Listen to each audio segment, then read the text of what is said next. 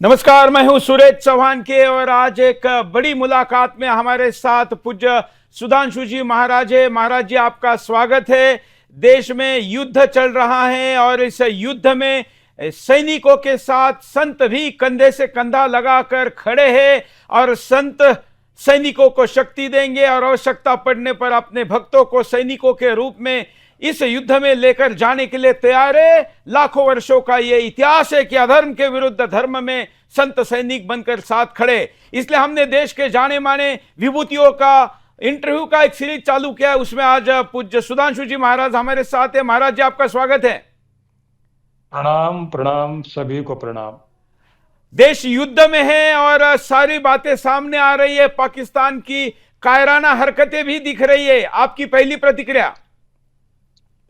सबसे पहले तो मैं ये कहना चाहूंगा कि ये भारत वीरों का देश है, योद्धाओं का देश है, युवाओं का देश है और हम लोग सभी भगवान राम के उन शब्दों को स्मरण करते हैं, जननी जन्मभूमि स्वर्गादपि गरीयसी। हमारी मातृभूमि से बढ़कर संसार में स्वर्ग कुछ भी नहीं। जिन्होंने हमें छेड़ा है, हम छोड़ने वाले नहीं। हम किसी भी अच्छी बात के लिए ताली बजाने वाले भी हैं, लेकिन बुरी बात के लिए, चुनौती के लिए, ताल ठोकने के लिए भी हमेशा तैयार हैं। और हमारी एक परंपरा, गुरु गोविंद सिंह वाली परंपरा भी है कि संत भी और सिपाही भी, कोई भी व्यक्ति अपने आपे में तैयार है, क्योंकि चार चीजें जीवन के लिए आवश्यक होती हैं।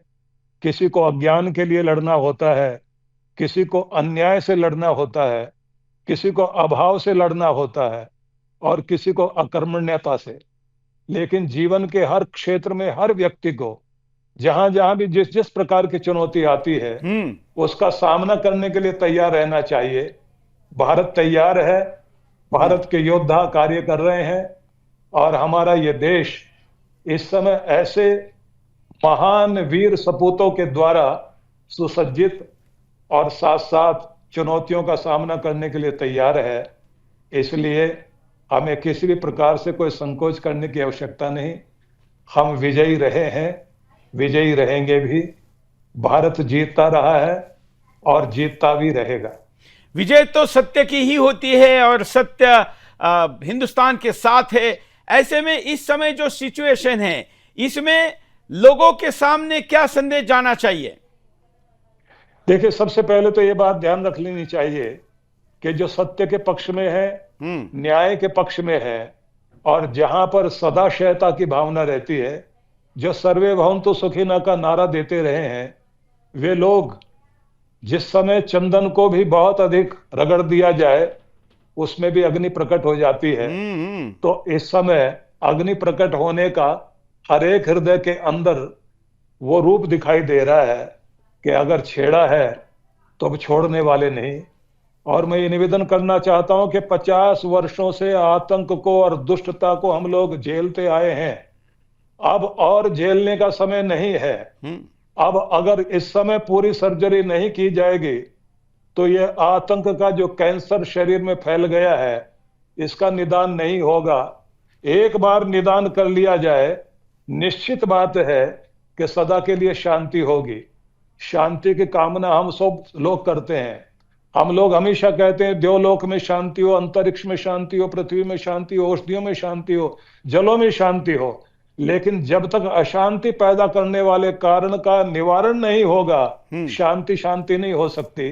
इसलिए हमारे यशस्वी प्रधानमंत्री से हम पूरे भारतवासी ये निवेदन करना चाहते हैं, इस बार पूरी सर्जरी हो जानी चाहिए और कैंसर का उपचार पूरी तरह हो जाना चाहिए, क्योंकि बार बार हम अपने आप को डसवा नहीं सकते। इसलिए आर पार की लड़ाई पूरी हो जानी चाहिए। और पाकिस्तान केवल हिंदुस्तान के लिए ही परेशानी नहीं है। अफगानिस्तान जैसा देश भी कहता है कि हमें यह परेशान करता है। ईरान कहता है, आसपास के मुस्लिम देशों में पाकिस्तानियों को वीजा नहीं दिया जाता है। सऊदी अरेबिया ने ये लोग चोर है करके उनको वहां हज से निकाल दिया है। मतलब ये एक बड़ी बीमारी है। ये केवल हिंदुस्तान का नहीं, दुनिया का कर्तव्य है इसको नेस्तनाबूद करना। बहुत ही अच्छी बात कही है आपने डॉक्टर साहब, इस समय जो आप शब्द कह रहे हैं वो आपके हृदय से नहीं, आपकी सरस्वती निकल रही है आपके मुंह से। मैं ये निवेदन करना चाहता हूं कि पूरे संसार भर को परेशान करने के लिए जो लोग लगे हुए हैं, जो अपने यहाँ सांप पाल रहे हैं, उन लोगों को सब लोगों ने पहचान लिया है। इसलिए पूरा संसार हमारे साथ है। इस समय अगर हम अपने शौर्य का प्रदर्शन करेंगे तो निश्चित बात है वो निदान हो सकेगा। जो चीजें हमें परेशान करती रही है उसको एक बार में जड़ से उखाड़ लेना ही पड़ेगा। इसलिए हमें जीतने के लिए ही नहीं, जीवन जीने के लिए भी अब लड़ना भी पड़ेगा, जीतना भी पड़ेगा। और ये पुकार सब और से आ रही है। और हमारे यहाँ एक शब्द कहा जाता है, अग्रतः नरसिंहास्य हम्म। पृष्ठतः देवकी नंदनः उभय पार्श्वो आस्ताम सशरो राम लक्ष्मणो। जिस देश की सुरक्षा करने के लिए अग्रभाग में नरसिंह भगवान खड़े हैं और पृष्ठभाग में देवकी नंदन खड़े हुए हैं, दाएं और बाएं हाथ में धनुष बाण लेकर राम और लक्ष्मण खड़े हैं। ये केवल भगवान और भगवत सत्ता ही नहीं खड़ी है, ये भारत के जन जन के हृदय में जो भगवान बसे हुए हैं वो अलग अलग रूप लेकर इस समय अधर्म का, अन्याय का और आतंक का जो चारों ओर विष फैला रहे हैं उसका निवारण करने के लिए चारों तरफ शक्तियां 140 करोड़ भारतीय इस समय खड़े हैं। उस आवाज को सुनना चाहिए। ये आवाज पूरे संसार भर में भारत से जा रही है कि अन्याय का निवारण होना चाहिए। और अपने देश में इस समय अनुभव कर रहे हैं, एक बहुत अच्छा नेतृत्व हमारे पास है। हमारे प्रधानमंत्री बहुत अद्भुत हैं, शौर्यवान हैं, दूरदृष्टि हैं। दूरदृष्टि रखते हैं तो दूरदृष्टा होने के कारण साथ साथ हमारे पास रक्षा मंत्री इतने अच्छे हैं, हमारे देश के विदेश मंत्री अद्भुत हैं, कूटनीतिज्ञ हैं। और हमारे गृह मंत्री अमित शाह, जिनको देख करके लगता है कि सरदार पटेल का अगर नवीनीकरण कोई हो सकता है तो हमारे गृह मंत्री हैं। और पूरा मंत्रिमंडल इतना अद्भुत है। ऐसे समय में महाराज जी, इतना उस दिन अच्छा नेतृत्व करने वाले, बिल्कुल उस दिन आपके जन्मदिन के कार्यक्रम में भारत मंडपम में हजारों लोगों के सामने रक्षा मंत्री ने एक तरीके से इसका शंखनाद उसी दिन कर दिया था। हम सब के सामने उन्होंने जो भाषण दिया था, मुझे लगता है राजनाथ जी ने एक तरीके से शंखनाद वही कर दिया था कि अब युद्ध होगा और दुनिया भी शुद्ध होगा। जिस समय हमारे रक्षा मंत्री ने भारत मंडपम में हजारों लोगों के सामने ये कहा था कि आप लोगों के मनों में जो है, हृदयों में जो है, जो आप लोग चाहते हैं वो पूरा होगा। यस। और निश्चित रूप से होगा। उस समय तुमुल ध्वनि के साथ पूरे जन समुदाय ने केवल समर्थन ही नहीं दिया था, उनके लिए मंगल कामना की थी, जय जयकार किया था। इसलिए यहाँ जय जयकार है तो कहीं ना कहीं हाहाकार भी हो रहा है। और ये होना भी चाहिए, हृदय कांपने भी चाहिए। जब तक दुष्टों के हृदय नहीं कांपेंगे और यहाँ जय जयकार नहीं होगा तब तक संसार में शांति स्थापित नहीं हो सकती। इसलिए कार्य तो सबको ही मिलकर करना पड़ेगा। बिल्कुल। जिस तरीके से देश भर में अब शक्तियों के जागरण का समय है, विश्व जागृति मिशन की स्थापना करके आपने देश विदेश में उस दिन भी कार्यक्रम में कई देशों के लोग थे, ये सब लोग जो शक्ति खड़ी की है, इस शक्ति को कैसे आप इस विजय के पीछे खड़ा करेंगे? देखिए, हम सब लोग तैयार हैं, पूरा भारतवर्ष तैयार है। एक एक व्यक्ति के हृदय से आवाज आ रही है कि इतने समय से लगातार हम लोग पीड़ा झेलते आए हैं। जिस देश का जन्म ही इस प्रकार के ऐसे आतंक के कारण हुआ, ऐसे दंगों के कारण हुआ, नफरत के कारण हुआ, अन्याय करने के कारण हुआ, तो ऐसे लोग जन्म के साथ ही लगातार सबके ऊपर प्रहार करते आए हैं, चोट पहुंचाते आए हैं, इंसानियत के लिए चोट पहुंचाने का कार्य करते रहे हैं। तो उनको सब लोग जान गए हैं। इसलिए हम अपनी तरफ से इतना ही कहेंगे, पूरे भारतवर्ष में हम लोगों के जहां जहां भी स्थान है, जितने जितने भी लोग श्रद्धा से मानने वाले अनुयायी हैं, 1 करोड़ 10 लाख के लगभग लोग वे तो हैं ही, वे तो पूरे पूरे अपने देश की सेना के साथ खड़े ही हैं। लेकिन जितने भी लोग हम लोगों को सुनते हैं, मानते हैं, श्रद्धा रखते हैं, भावना रखते हैं, हम उनसे भी प्रार्थना करेंगे कि हम सब इस समय एक होकर उस उद्घोष को अपने अंदर गुंजाए, संगच्छध्वम संवदध्वम संवो मनांसि जानताम, कि हम एक होकर चलें, मिलकर चलें, एक आवाज में चलें, अपने देश की शक्ति बने और दुश्मनों के दिल को दहलाने का कार्य करें। हम जीतते रहे हैं, जीत रहे हैं, जीतेंगे, धर्म की विजय होगी, मानवता का ये झंडा आसमानों की बुलंदियों तक पहुंचेगा। हम चांद सितारों तक पहुंचे हैं, हृदय तक पहुंचे हैं। अब सारे विश्व में भारत के शौर्य पताका लहराएगी, जैसे हमेशा ही हम विजय की ओर बढ़ते रहे।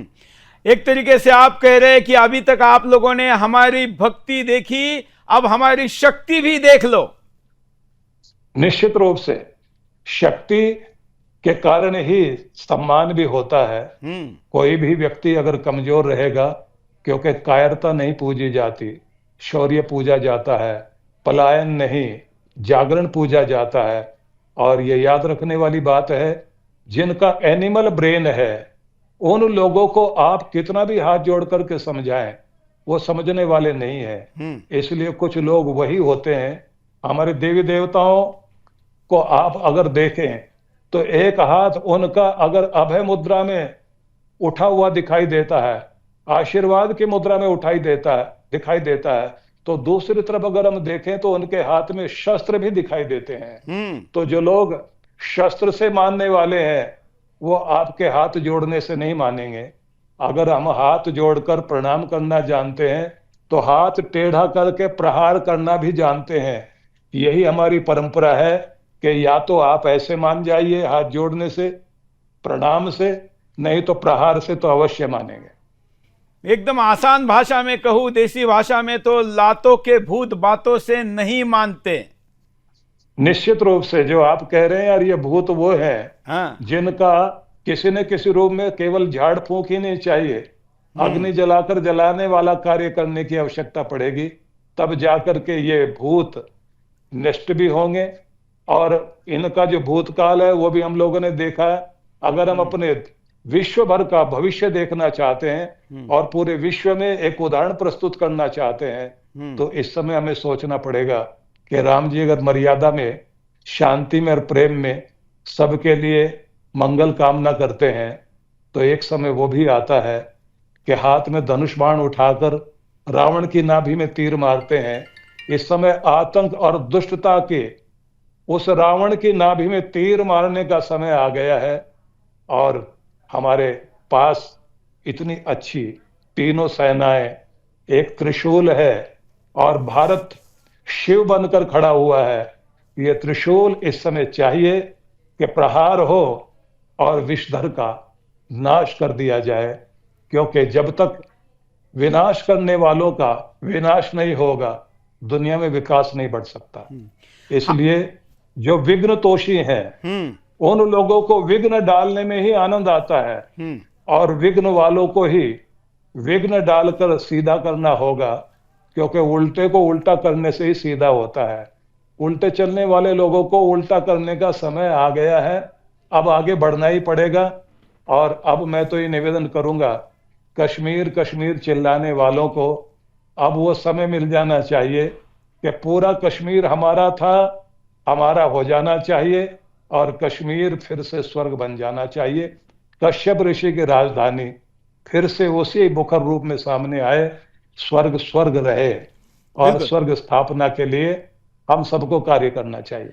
अब कश्मीर का कोई हिस्सा गुलाम नहीं रहेगा, कोई पाक ऑक्युपाइड नहीं रहेगा, वो पूरा ही हिंदुस्तान का हो। और केवल इतना ही क्यों महाराज जी, अब दिल मांगे मोर वाली स्थिति है, क्योंकि मोदी है, इतना संसाधन है। और तो हमने कहा है कि बलूचिस्तान भी अलग होना चाहिए, सिंध भी अलग होना चाहिए, और फिर पाकिस्तान को अपना नया धाम ढूंढना पड़ेगा। ये बिल्कुल सामने दिखाई दे रहा है कि वो टुकड़े टुकड़े होने को तैयार है।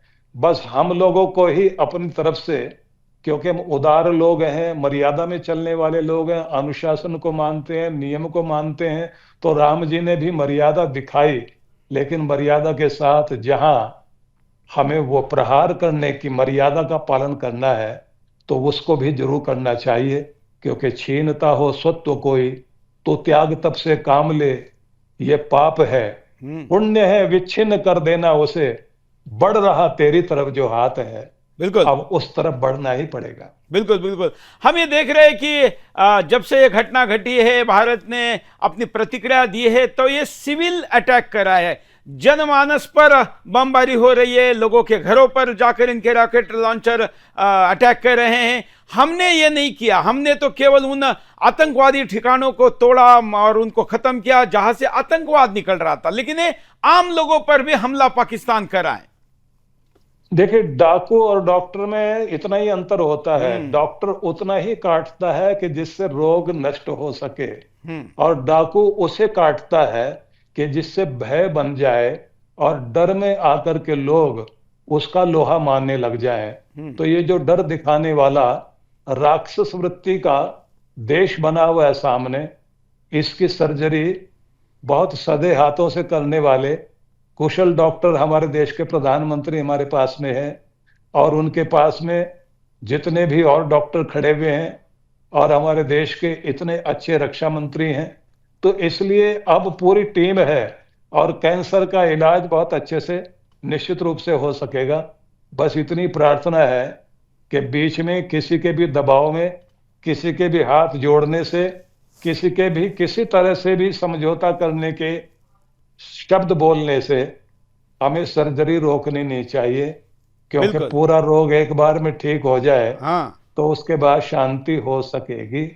ये जन जन की आवाज हम लोग सुनते हैं, वही आप तक पहुंचा रहा हूं। एक तरीके से हम कह रहे हैं कि पृथ्वीराज अब मत चूको चौहान। हाँ, निश्चित रूप से हमारे सुरेश चौहान के निश्चित रूप से हमें वो इतिहास याद करा रहे हैं कि अब वो समय आ गया है कि कहाँ बैठा हुआ है दुष्ट दुश्मन और किस प्रकार से तीर चलाना है, कि अब मत चूको चौहान, वो बात करनी ही पड़ेगी।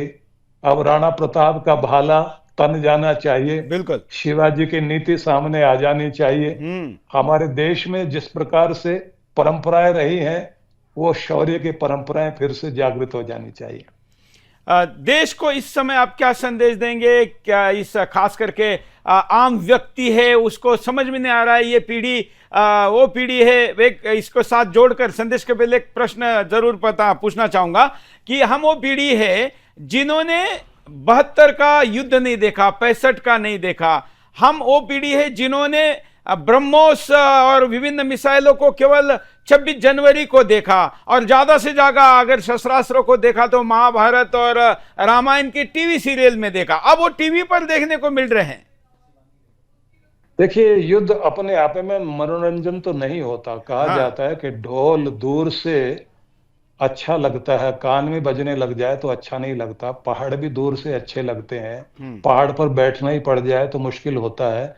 लेकिन ये बात जरूर है कि संग्राम उस समय जरूरी हो जाता है जब कोई और चारा सामने ना हो। कृष्ण भगवान ने भी सब प्रकार से समझाने की कोशिश की थी, भारत भी समझा रहा है।